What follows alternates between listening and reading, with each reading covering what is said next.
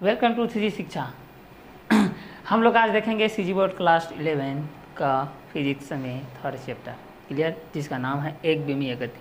Clear, एक विमीय, केवल एक ही दिशा। ठीक है, तो चलिए आज हम लोग स्टार्ट कर रहे हैं क्लास 11 का सीजी बोर्ड का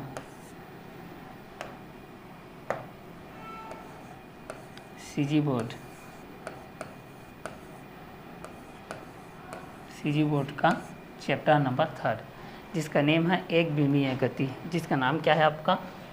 एक विमीय गति। ठीक है, चलिए वन डायमेंशनल मोशन के बारे में जानते हैं हम लोग कि वास्तव में वन डायमेंशनल मोशन क्या होती है। इस चीज़ को हम लोग आज डिस्कस करते हैं। चलिए पहला इंट्रोडक्शन जान लेते हैं। इसका इंट्रोडक्शन होती क्या है? ठीक है, पहला क्या बोला जा रहा है ना, बोला ये जा रहा है यांत्रिकी मैकानिज्म भौतिकी की सबसे पुरानी एवं महत्वपूर्ण शाखा है। ठीक है, जो यांत्रिकी है वह भौतिकी की बहुत ही पुरानी और महत्वपूर्ण शाखा है। इसके अंतर्गत वस्तुओं की स्थिति, पहला देखिए, स्थिति एवं गति का विश्लेषण किया जाता है। इस प्रकार यांत्रिकी के निम्न दो मुख्य भाग होते हैं। क्लियर, तो यहाँ पर देखो वर्ड किया हूँ मैं, यहाँ पर स्थिति,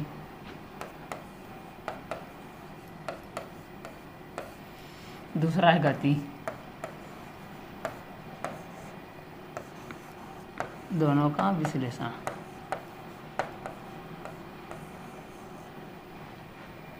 देखो, तो प्रस्थानम बोला जा रहा है यांत्रिकी भौतिकी की सबसे पुरानी एवं महत्वपूर्ण शाखा है। इसके अंतर्गत वस्तुओं की स्थिति एवं गति का विश्लेषण किया जाता है। इस प्रकार यांत्रिकी के निम्न दो भाग हैं। पहला स्थिति विज्ञान, जिसको स्टैटिस्टिक्स बोलते हैं।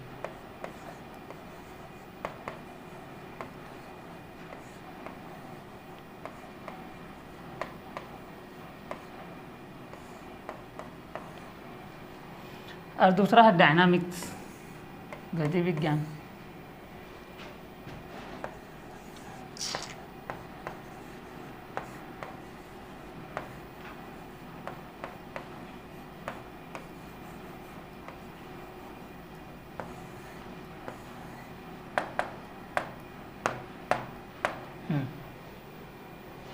देखो भाई, तो प्रस्थानम इंट्रोडक्शन हमारे पास यहाँ पर देख रहे हैं। तो क्या है यांत्रिकी क्या होती है भाई? तो भौतिकी की फिजिक्स में ही पढ़ते हैं। भौतिकी सबसे पुरानी शाखा है, मतलब बहुत दिनों से, पुरातत्व काल से ये चलते आ रहा है। ठीक है, बहुत ही पुरानी शाखा है, पुरानी एवं महत्वपूर्ण शाखा है। इसके अंतर्गत वस्तुओं की स्थिति एवं गति का विश्लेषण किया जाता है। जिसके अंतर्गत केवल वस्तुओं की किसकी स्थिति की और उसकी गति की स्थिति है, तो कि उसकी स्थिति कैसी है, किस अवस्था में है, कैसा रहेगा, आगे चल के वह गुणों के किस प्रकार व्यवहार करता है, किस प्रकार व्यवहार नहीं करता है। अगर वह गतिशील में आता है तो उसकी गति कितनी है, उसको गतिशील करने के लिए हमको क्या करना पड़ेगा। अगर वस्तु स्थिर ही रहना चाहता है तो स्थिर क्यों रह रहा है, अगर गतिशील रहना चाह रहा है तो गतिशील क्यों रह रहा है, इसके बारे में हमको डिस्कस करेंगे। तो जिसके अंतर्गत हम लोग गति और स्थिति दोनों का अध्ययन करते हैं, वो आपको यांत्रिकी कहलाता है। ठीक है, तो भौतिकी की वह शाखा जिसके अंतर्गत स्थिति और गति दोनों का अध्ययन किया जाता है, उसको हम लोग यांत्रिकी मैकेनिज्म कहते हैं। ठीक है, और जिसके अंतर्गत केवल स्थिति का अध्ययन किया जाता है उसको स्थिति विज्ञान कहते हैं, और जिसमें केवल गति के लिए अध्ययन किया जाता है उसको गति विज्ञान कहते हैं। तो मुख्य रूप से इसको दो भागों में बांटा गया है। पहला स्थिति विज्ञान, दूसरा गति विज्ञान।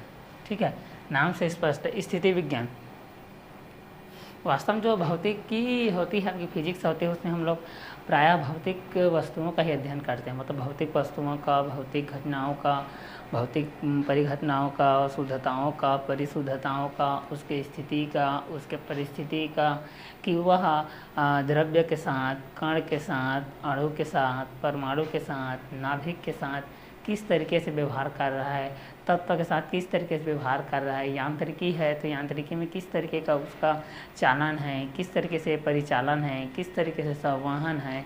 तो भौतिकी में हम लोग केवल उसके भौतिक अवस्थाओं का ही अध्ययन कर रहे हैं, ठीक है। तो इस भौतिक अवस्था को ज्ञात करते हुए हमारे पास दो स्थिति आएंगे, पहला स्थिति विज्ञान आएगा, दूसरा पाएगा गति विज्ञान। तो इस स्थिति में हम लोग जब देखेंगे कि स्थिति विज्ञान का क्या होती है और गति विज्ञान क्या होती है, ठीक है। तो जब वस्तुओं का अध्ययन हम लोग एक स्थिर तौर पे करेंगे तब वह स्थिति, जैसे कि स्थिति विज्ञान के अंतर्गत स्थिर आवेशों का अध्ययन किया जाता है, जिसमें आवेश स्थिर रहता है, एक ही जगह पर रहेगा, गतिशील अवस्था में नहीं रहेगा। गति के अंतर्गत आपका जो आवेश है ये सब आपका गति करना स्टार्ट कर देगा, क्लियर। तो जैसे कि 11 चैप्टर में आप लोग पढ़े हो, 10th क्लास में सॉरी, चुंबक पढ़े थे, चुंबकत्व पढ़े थे, उसमें गति के कुछ नियम पढ़े थे, ओम का नियम पढ़े थे, ये प्रतिरोध पढ़े थे, प्रतिरोधकता पढ़े थे, ताप गुणांक पढ़े थे, तापीय ऊष्मा पढ़े थे, उसमें प्रसार पढ़े थे, प्रसार गुणांक पढ़े थे, है ना। रुद्धोष्म प्रसार पढ़े थे, रुद्धोष्म ऊष्मा क्या है पढ़े थे, ऊष्मागतिकी क्या है पढ़े थे, ऊष्मागतिकी का नियम कितने होते हैं, ऊष्मागतिकी का तीनों नियम को लिखिए, ऊष्मागतिकी। इस तरीके से आप लोग बहुत सारे को तापमान के रूप में आप लोग पढ़े थे।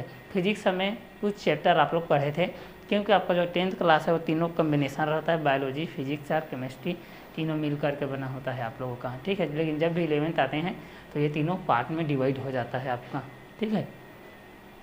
फिजिक्स के ग्रुप में, केमिस्ट्री के ग्रुप में और आपका फिजिक्स और केमिस्ट्री हो जाता है, ठीक है, दो भाग में विभाजित हो जाता है, बायोलॉजी तो रहता ही है।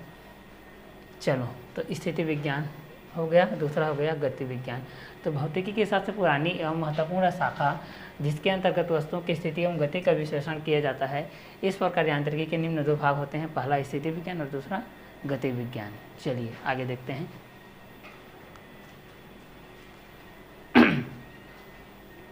पहला देखते हैं स्थिति विज्ञान के बारे में।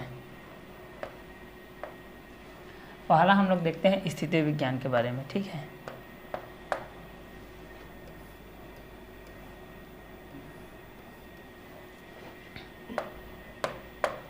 पहला देखते हैं स्थिति विज्ञान के बारे में, ठीक है।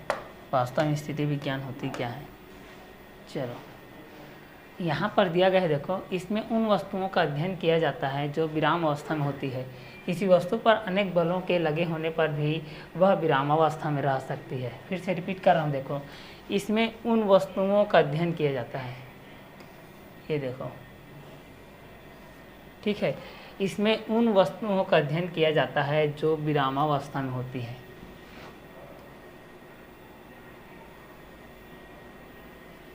विरामावस्था में होती है।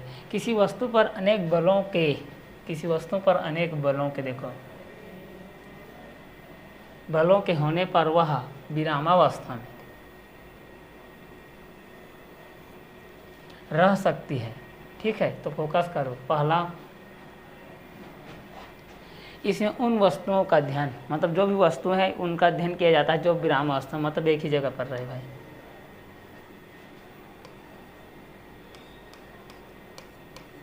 ये ए वाला है तो ए पर रहेगा, बी वाला है तो बी पर रहेगा। किसी वस्तु पर अनेक बलों के लगे होने पर वह विरामावस्था में रह सकती है। मतलब कितना ही बल लगाओ यहाँ पर, फोर्स,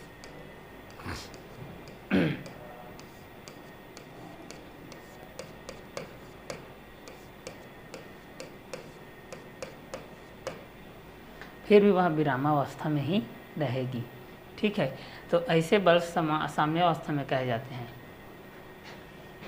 ऐसे बल को क्या बोला जाता है आपका, साम्यावस्था।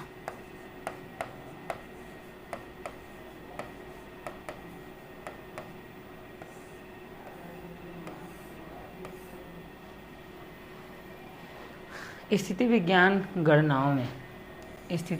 गणनाओं में समय का कोई महत्व नहीं दिया जाता। इसमें समय का कोई महत्व नहीं देते हैं।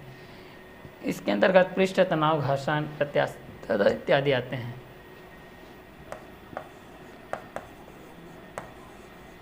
स्थिति विज्ञान के अंतर्गत पृष्ठ तनाव,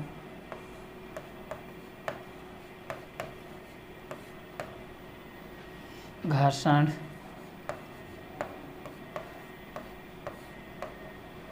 प्रत्यास्थता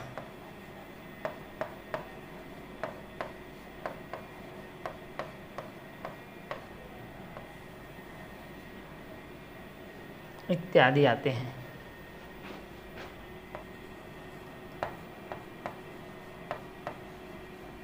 इत्यादि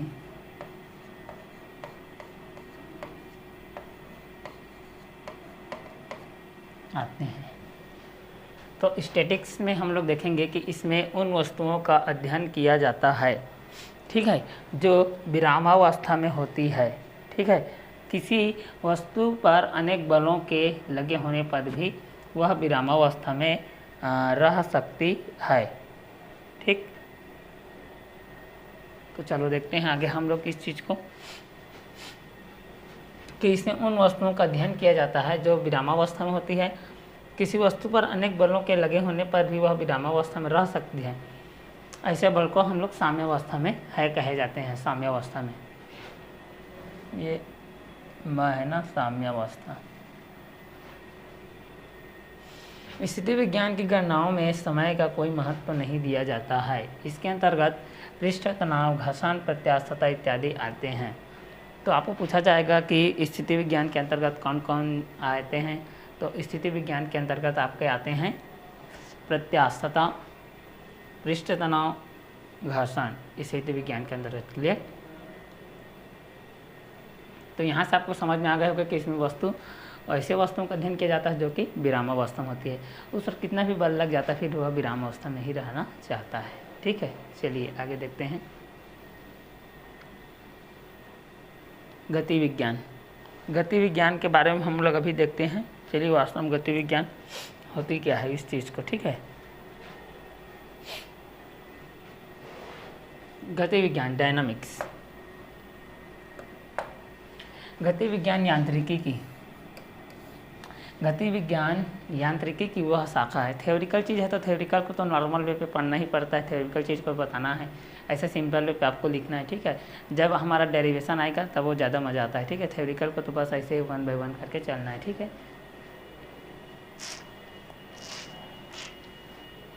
तो गति विज्ञान यांत्रिकी की वह शाखा है जिसके अंतर्गत, ठीक है, गति विज्ञान यांत्रिकी की वह शाखा है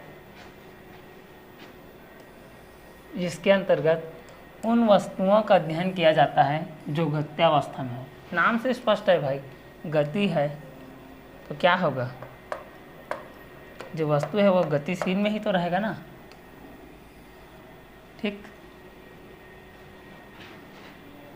तो बोल रहा है देखो, गति विज्ञान, गति विज्ञान यांत्रिकी की वह शाखा है जिसके अंतर्गत उन वस्तुओं का अध्ययन किया जाता है जो गत्यावस्था में होती है। गति विज्ञान में समय महत्वपूर्ण होता है। गति विज्ञान को पुनः 2 भागों में विभाजित किया जाता है। देखो, स्थिति विज्ञान में आपका समय महत्वपूर्ण नहीं था, लेकिन गति विज्ञान में आपका समय महत्वपूर्ण है। गति विज्ञान यांत्रिकी की वह शाखा है। गति विज्ञान यांत्रिकी की वह शाखा है जिसके अंतर्गत वस्तुओं की गत्यावस्था का हल किया जाता है, मतलब गत्यावस्था का अध्ययन किया जाता है। तो गति विज्ञान में समय महत्वपूर्ण होता है, बोल रहे हैं समय महत्वपूर्ण होता है। तो पहला देखो, गति विज्ञान में 2 चीज़ आपको याद रखनी है भाई। पहला कि जो वस्तु है, देखिए यहाँ पर लिखा है, फिर मैं लिख रहा हूँ, क्यों जा रहा है, क्योंकि नहीं लिखने से आप लोग भी नहीं लिखोगे, मैं जान रहा हूँ, इसलिए नोट डाउन करते जाओ। वस्तुओं की स्थिति गति और समवस्तुओं की स्थिति गतिशील होती है।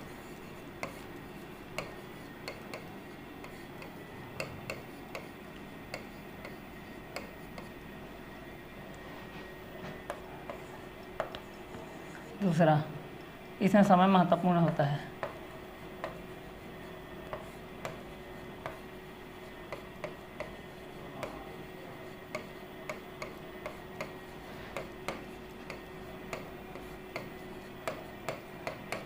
इसमें समय महत्वपूर्ण होता है, ठीक है। तीसरा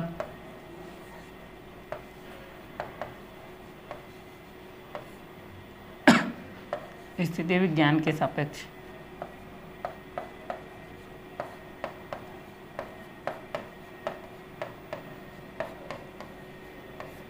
अधिक सुगम है।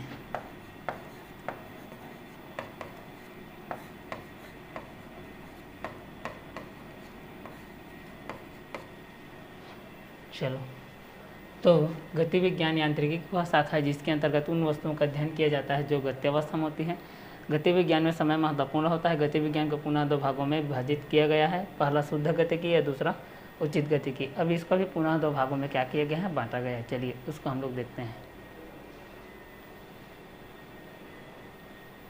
पहला काइनेमेटिक्स, शुद्ध गतिकी।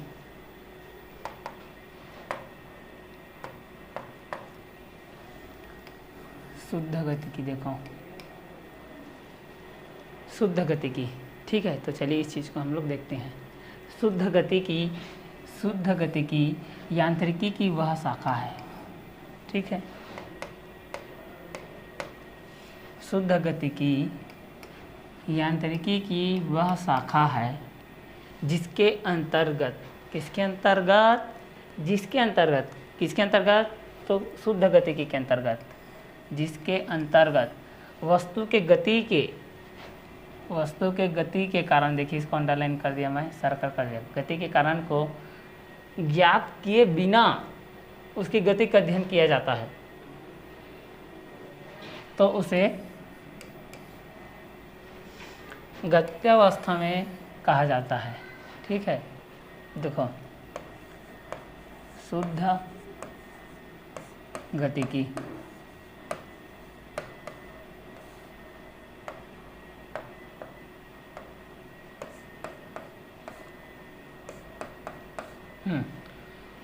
शुद्ध गतिकी यांत्रिकी की वह शाखा है जिसके अंतर्गत वस्तु की गति के कारण को ज्ञात किए बिना उसकी गति का अध्ययन किया जाता है जो गत्यावस्था में होती है, मतलब गतिशील होती है भाई। गत्यावस्था मतलब गति प्लस अवस्था, मतलब गतिमान अवस्था में ना, इसका मतलब गतिशील अवस्था बोल सकते हो या गतिमान।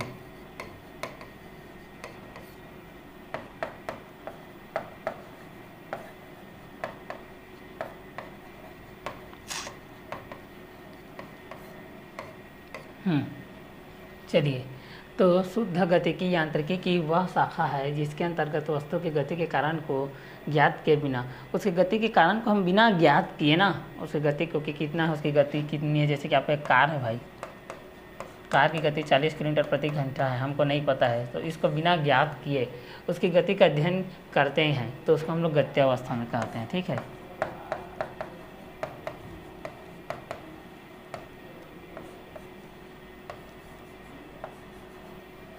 चलो, तो ये था आपका शुद्ध गतिकी, ठीक है। तो शुद्ध गतिकी किसका बोलेंगे, बोलने से आप लोग कैसे इसका परिभाषा करोगे। शुद्ध गतिकी यांत्रिकी की वह शाखा है जिसके अंतर्गत वस्तु की गति के कारण को ज्ञात किए बिना उसकी गति का अध्ययन किया जाता है जो गत्यावस्था में होती है। चलिए आगे देखते हैं दूसरा, उचित गतिकी।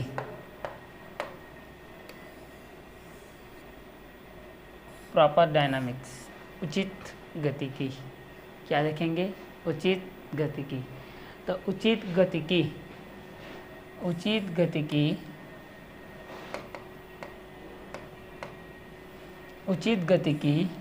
भौतिकी की वह शाखा है जिसके अंतर्गत किसी वस्तु के गति के कारणों सहित अध्ययन किया जाता है। उचित है क्योंकि भाई हमको तभी तो पता चलेगा कि उसका गति है तो किस कारण से, आप कार की स्पीड है, गाड़ी की स्पीड है, बाइक की स्पीड है, उसका अध्ययन करेंगे तब तो हमको पता चलेगा वास्तव में क्या है। इस कारण से इसको उचित बोलते हैं, इसको शुद्ध बोलते हैं, ठीक है। तो साइंस में हम लोग तो उचित को लेकर ही चलते हैं भाई, क्यों आया, कब आया, कैसे आया, क्यों चल रहा है, इस तरीके से, है ना।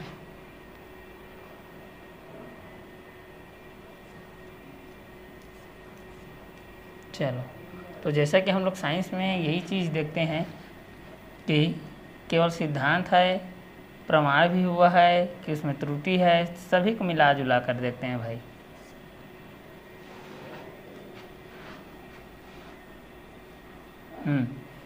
तो हम लोग अभी देख रहे थे उचित गतिकी।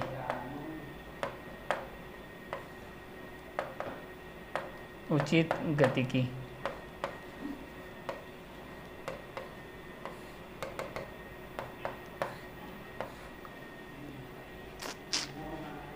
उचित गतिकी उचित गतिकी भौतिकी की वह शाखा है जिसके अंतर्गत किसी वस्तु की गति के कारणों का, ना फिर से रिपीट कर रहा हूँ मैं, गति के कारणों का, देखो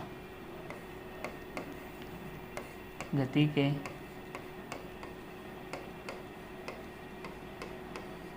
कारणों का अध्ययन किया जाता है।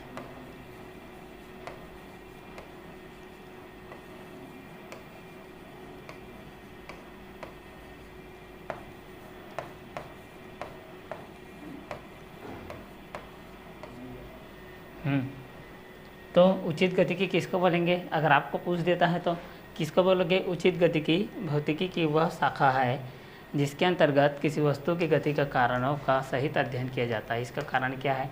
ये गतिशील अवस्था में है तो क्यों इतना गतिशील कर रहा है, क्यों इतना गति कर रहा है, क्यों इतना रनिंग कर रहा है, 20 किलोमीटर है कि 30 किलोमीटर है कि 40 की 50 है कि 60। ठीक, आगे देखते हैं। गतिमान वस्तु, इसके बिना तो फिजिक्स पूरा अधूरा है भाई। गतिमान वस्तु के बिना, गतिमान वस्तु देखो क्या बोल रहा है, समय के साथ किसी वस्तु की स्थिति में परिवर्तन गति कहलाता है।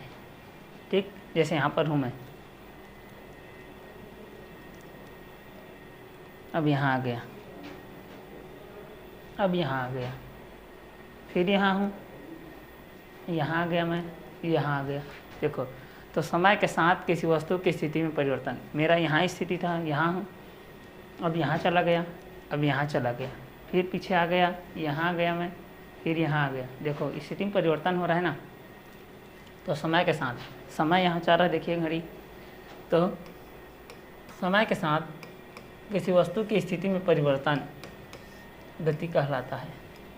ठीक है, जैसे आप 20 किलोमीटर की रफ्तार से बाइक चला रहे हो, समय के साथ अगर आपको जल्दी पहुंचना है 30 किलोमीटर कर दिए, थोड़ा और पहुंचना है 40 कर दिए, 50, तो समय के साथ तो परिवर्तन हो रहा है, मतलब क्या हो रहा है, बदल रहा है। तो समय के साथ किसी वस्तु की स्थिति में परिवर्तन, अभी आप 20 किलोमीटर की स्थिति में थे, 2 मिनट बाद 40 हो गए, 50 हो गए, इस तरीके से। तो समय के साथ किसी वस्तु की स्थिति में परिवर्तन को हम लोग बोलते हैं गति, कि वह गतिशील हो गया है, या गति अवस्था में आ गया है, या गत्य अवस्था में है बोल के। ठीक है, अभी मैं विराम अवस्था में हूँ, यहीं खड़ा हूँ, स्थित हूँ, यहीं पर विराम स्थिति हूँ। ठीक है, अब यहाँ पर मैं चलायमान हो गया, गति में हो गया, मैं चल रहा हूँ, मतलब गतिशील अवस्था में, मतलब मैं गति कर रहा हूँ उस तरीके से। ठीक है, मैं एक सरल रेखा में गति कर रहा हूँ क्योंकि मैं सीधी रेखा में चल रहा हूँ, ऐसे एक घूमिए गति 1 डायमेंशनल है, इस तरीके से। देखो सीधी रेखा में लिखूँगा तो एक ही लाइन में लिख रहा हूँ ऐसे। ठीक है, अगर मैं राउंड राउंड ऐसे घूमता राउंड तो ये आपका गोलियाँ होता गतिशील अवस्था में। ठीक है, चलिए, तो ये समय के साथ किसी वस्तु के स्थिति में परिवर्तन को हम लोग बोलते हैं गति। ठीक है, आगे देखते हैं। जब कोई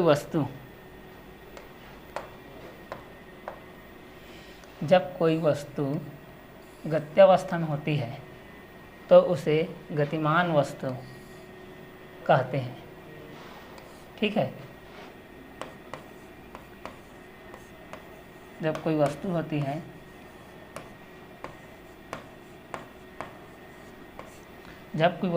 है जो किस में हो, गतिशील अवस्था में हो, गत्यावस्था में हो। जब कोई वस्तु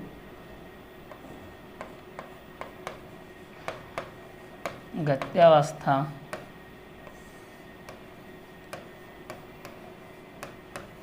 में हो तो वह आपका गतिमान वस्तु कहलाता है। गतिमान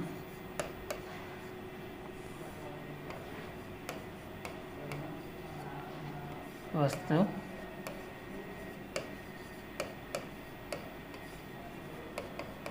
कहलाता है।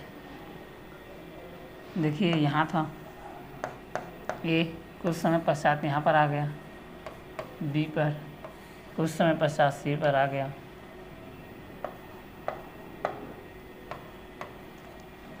मान लेते हैं ए से बी तक आने में v1 वेग लगा, ठीक, बी से सी में जाने में v2 वेग लगा। स्थिति में परिवर्तन देखो, ए में था बी में आ गया, बी में था सी में आ गया, फिर सी से बी चला गया, फिर बी से चला गया।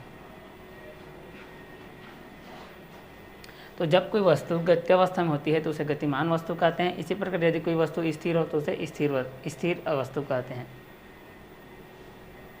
अब ये यही है, देखो फिर यहीं आ गया, फिर वहाँ से फिर चला गया ना, तो फिर स्थिर हो गया।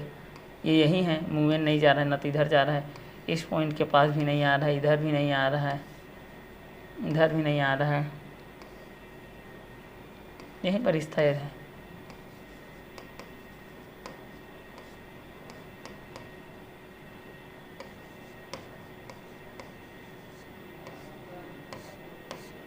इस कारण इसको स्थिर वस्तु कहते हैं, ठीक। चलिए, तो जब कोई वस्तु गत्यावस्था में होती है तो उसे गतिमान वस्तु कहते हैं, और जब कोई वस्तु स्थिर होती है तब उसे हम लोग स्थिर वस्तु कहते हैं। चलिए, तो ये था हमारे गतिमान वस्तु का। समय के साथ किसी वस्तु की स्थिति में परिवर्तन गति कहलाता है, और जब कोई वस्तु गतिशील अवस्था में होती है तो उसे गतिमान वस्तु कहते हैं। इस प्रकार यदि कोई वस्तु स्थिर हो तो उसे स्थिर वस्तु कहते हैं। जब कोई वस्तु गतिशील अवस्था में हो तो गतिमान वस्तु कहते हैं, और जब कोई स्थिर रहेगा तो उसको स्थिर बोलेंगे, ठीक है। नेक्स्ट, बिंदु वस्तु, ये इम्पोर्टेंट है ना, ये आपका इम्पोर्टेंट है।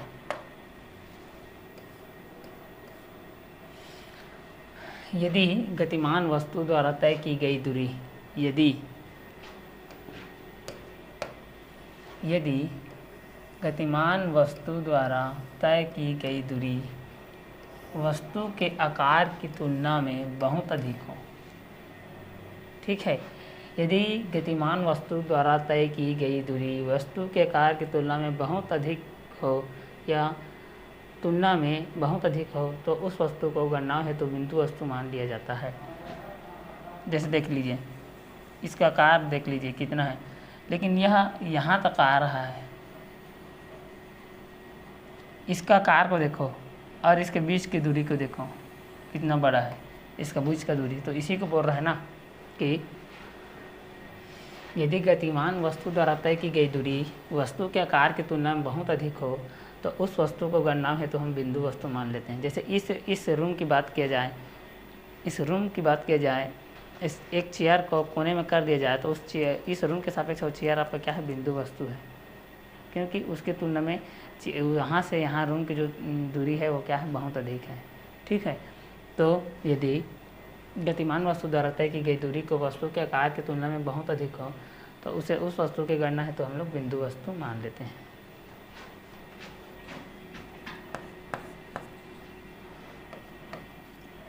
ये आपका बिंदु वस्तु होगा।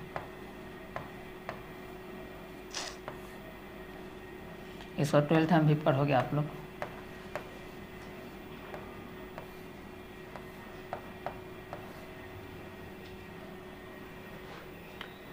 चलिए, तो यदि गतिमान वस्तु द्वारा तय की गई दूरी को वस्तु के आकार की तुलना में बहुत अधिक हो तो उस वस्तु को गणना है तो हम लोग इसको बिंदु वस्तु मान लेते हैं। जैसे कि एक एग्जाम्पल के रूप में इसको सॉल्व कर रहे हैं। जैसे एक रेलगाड़ी जिसकी लंबाई लगभग 800 मीटर होती है, जब कई सौ किलोमीटर की दूरी तय करती है ना, तो उस समय तय की गई दूरी की तुलना में रेलगाड़ी की जो लंबाई को नगण्य माना जाता है। अब मान लेते हैं कि 10 लाख किलोमीटर दूरी तय की है, इतना किलोमीटर, अरे 800 मीटर है, तो उसका तुलना करेंगे तो उसके तुलना में तो ये बहुत नगण्य तो हो जाएगा ना, नगण्य रहेगा ना। इस कारण से इसको हम क्या मानेंगे, इसको हम लोग बिंदु वस्तु मान लेंगे। क्या मान लेंगे, इसको हम लोग बिंदु वस्तु, ठीक है। तो एग्जाम्पल में दिया था रेलगाड़ी मात्र 800 मीटर है, लेकिन 800 मीटर से वह कितना दूरी तय किया गया, कभी 1000 किलोमीटर, 2000, 3000, 4000, 5000, तो उसके तुलना में जो 800 मीटर हो तो बहुत नगण्य है ना।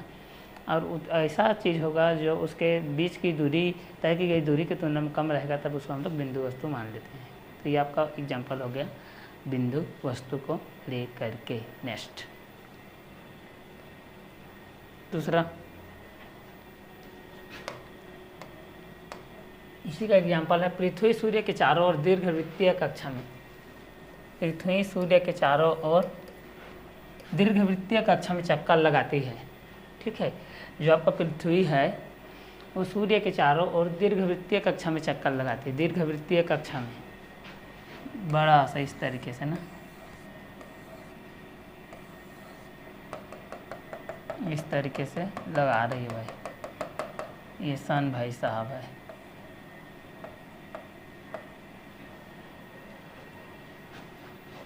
ठीक, तो पृथ्वी सूर्य के चारों ओर दीर्घवृत्तीय कक्षा में चक्कर लगाती है। पृथ्वी द्वारा तय की गई दूरी की तुलना में पृथ्वी का व्यास नगण्य है, अतः इस गति में पृथ्वी को बिंदु वस्तु मान लिया जाता है। इसकी तुलना में पृथ्वी बिंदु वस्तु ही होगा।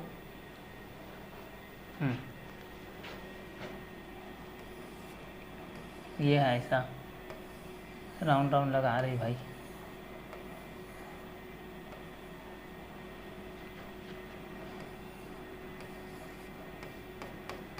ये पृथ्वी हम मान लेते हैं। एक बार चक्कर लगाई, 2 3 4 5 ऐसा बार बार लगा रहे हैं। ठीक है, तो इसकी आकार की तुलना में इसकी दूरी क्या है, ज़्यादा है, दूरी अधिक है,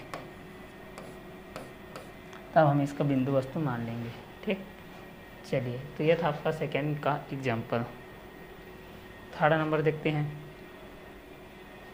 क्रिकेट के खेल में, क्रिकेट के खेल में, किसके खेल में, क्रिकेट के खेल में, इसको अक्षर पूछता है। अच्छा देखना, क्रिकेट के खेल में गेंद द्वारा तय की गई दूरी की तुलना में गेंद का आकार बहुत नगण्य होता है, अतः गणनाओं है तो गेंद को बिंदु वस्तु माना जाता है। सही बात है भाई। ये आपका गेंद है, ये बॉल, इतना है बॉल, लेकिन आपका ये देखिए पिच ये 80 मीटर का होता है, इधर मान लेते हैं 75 है। ये आपका 55 है। बाल यहाँ से गया, बैट्समैन यहाँ से लगाया। देखो इस बाल की तुलना में ये बाल यहाँ से इसको मूव किए और ये दूरी तय किया, इसको लगा दिया भाई छक्के के रूप में। चलो छक्का लगा दिया, तो इस बाल की तुलना में इसकी तो मीटर ज़्यादा हो गया ना। 80 मीटर का 6 लगा है बोल के, या 90 मीटर का, या 110 मीटर का 6 है ऐसा। तो बाल की तुलना में आपका जो गेंद है वो बहुत ही नगण्य है। तब इस कंडीशन हम लोग क्या करते हैं, जो बाल होता है उसको हम लोग बिंदु वस्तु मान लेते हैं। ठीक है, तो ये आपका बिंदु वस्तु था, ये आपका थर्ड एग्जाम्पल था। नेक्स्ट देखते हैं निर्देश तंत्र को। निर्देश तंत्र निर्देशांक कक्षों के कैसा निकाय होता है जहाँ प्रेक्षक समय मापक के साथ स्थित होता है तथा प्रेक्षक वस्तु की गति का संपूर्ण विश्लेषण करता है। ये त्रिविमीय सदिश के अंतर्गत आता है। देखो पहला एक्स एक्सिस, ना वाई एक्सिस, ये आपका जेड एक्सिस है।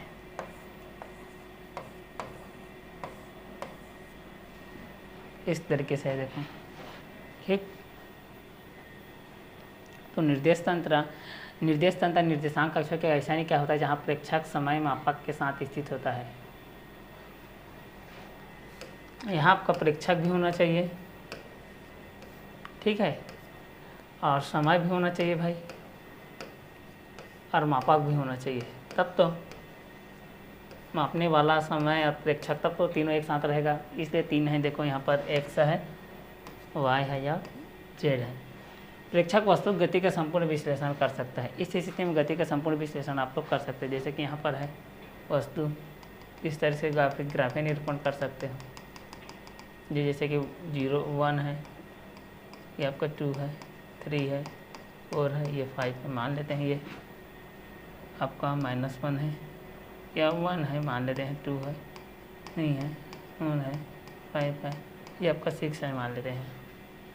तो इसका स्थिति कितना हो जाएगा, 6 से 5 हो जाएगा, या 5 6 से कर सकते हो, वाई एक शरीक हो गए तो इसका स्थिति का किया कितना गतिशील अवस्था में है, किस स्थिति में है, इसका अध्ययन यहाँ से किया जा सकता है। क्लियर।